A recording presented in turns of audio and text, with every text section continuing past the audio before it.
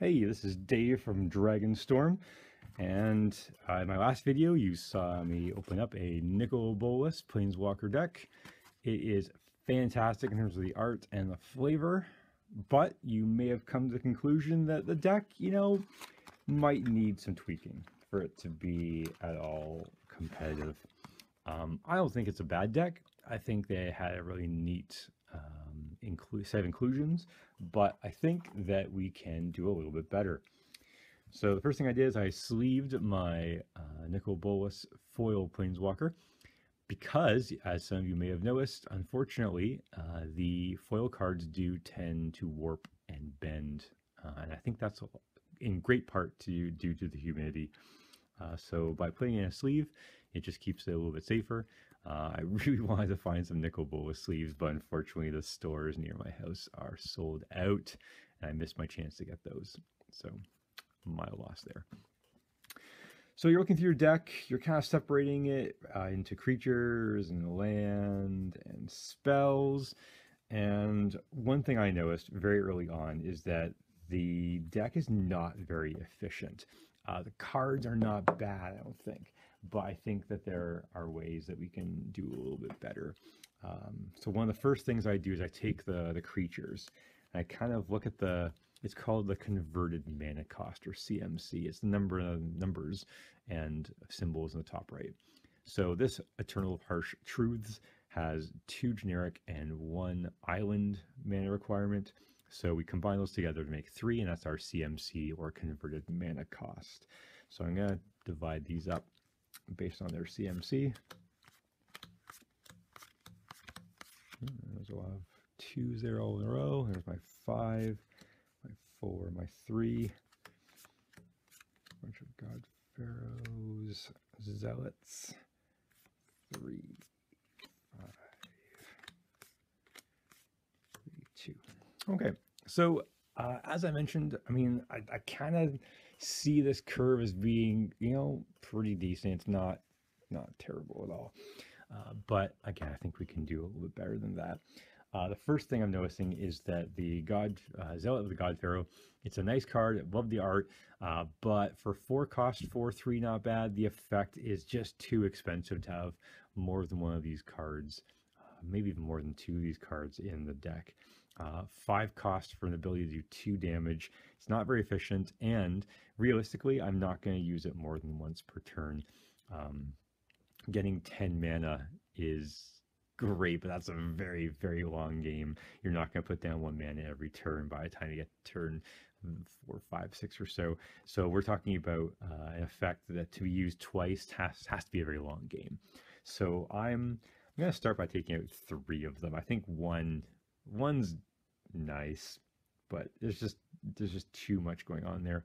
I'm gonna put those guys in my little sideboard here for the time being, just to kind of keep them safe and out of the way. But I don't know if I need 4 of them.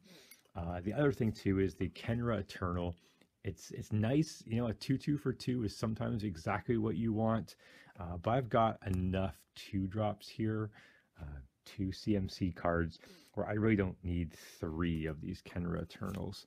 So I'm gonna take out 2 of them for the time being. I'll leave 1 guy in for the moment, and we'll see what we can do. A lot of people have really, really big sets of cards in their collection. I really don't. Every card I'm replacing here is just a common or uncommon card. So I've taken out a bunch of cards. I decided earlier, going through my sets, that I'm going to replace the Kenra Eternals with the Spellweaver Eternals. They're both zombies, so that's relevant. 2/1, so not as efficient for the cost, but it's just got more bang for your buck when it comes to the Prowess trigger. I've got enough spells in the deck, I think, where I think Prowess could be a neat combat trick, as well as a neat way of just making sure your enemies being punished a bit more for making their decisions. The Afflict 2, same thing. Your opponent's really got to think a bit harder about what to do when they're up against this guy.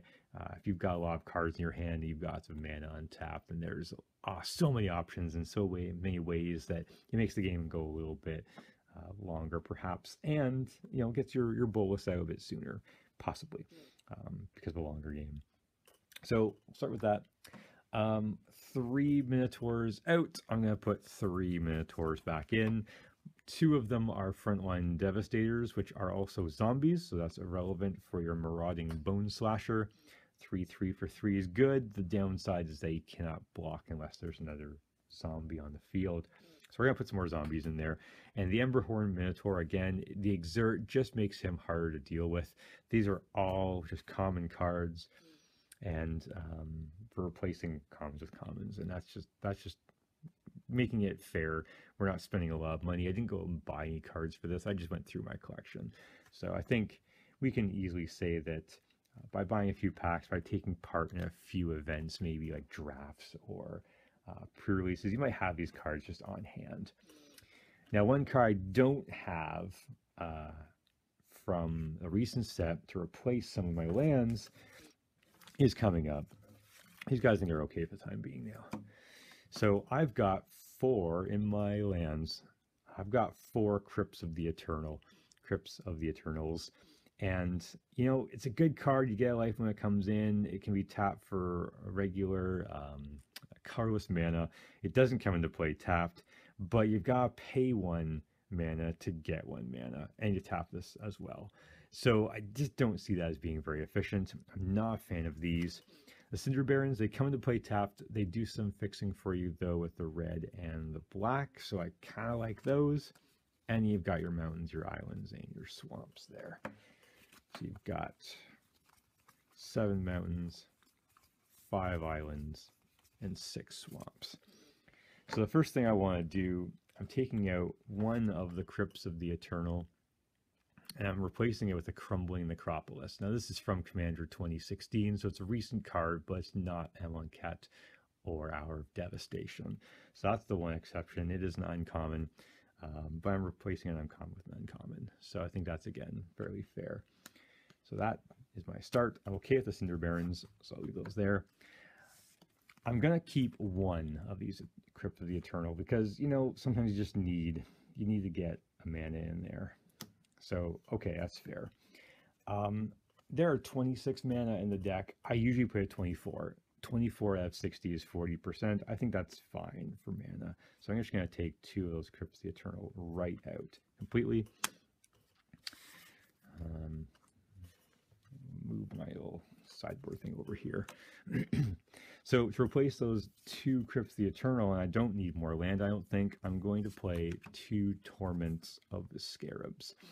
And again, uncommons for uncommons. These were used against me a lot in my drafts, and I had such a hard time dealing with them. And interestingly enough, Nicol Bolas's 3 +3 ability is very similar to that. So it kind of gives me a little bit more to work with, make it a bit harder for the opponent, and I'm kind of okay with that. So I'll put those over here. The regular lands, because I added some blue creatures in place of some black creatures, I'm going to take out 1 swamp, and I'm going to replace it with 1 island. And I think that still leaves me with a good mix, so that I've got now 5 swamps, 6 islands, and 7 mountains. That's pretty good, I think. We'll see how that goes, though. That's the decision I'm most wary about, so I may have to change that once I test it out. And finally, for spells, you know, I might kind of organize these by converted mana cost first before I make any decisions here. I really like the Visage of Bolas. That's not going anywhere. Open Fire, you know, it's fine for limited, so if that's what you can get for removal, but I don't know. I think 3 cost for 3 damage is a little bit much to pay. My friend's got lightning bolts, and I look at the lightning bolt and I look at this, and I can't do it. So I'm gonna take out 2 Open Fires, and I'm going to replace them with the only 2 Abrades that I own. Abrades they're uncommon, but I just don't get a lot of them, and I know they're really good right now, so you can't really buy them at the moment. So I've got 2 Abrades. If you have more, please feel free to put more in, but I only have 2 at the moment.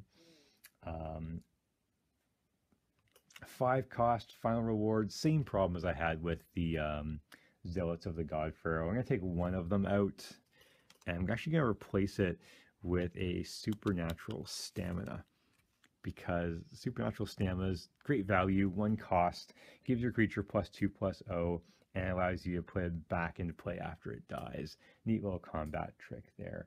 So I think we're in good shape in that regard.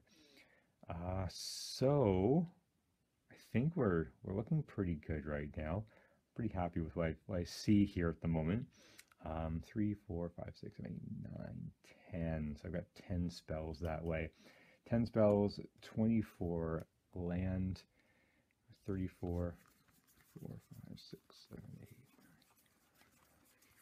9, 16, 17, 18, 19, 20, 21. So 21, 31, 32 Nicol Bolas.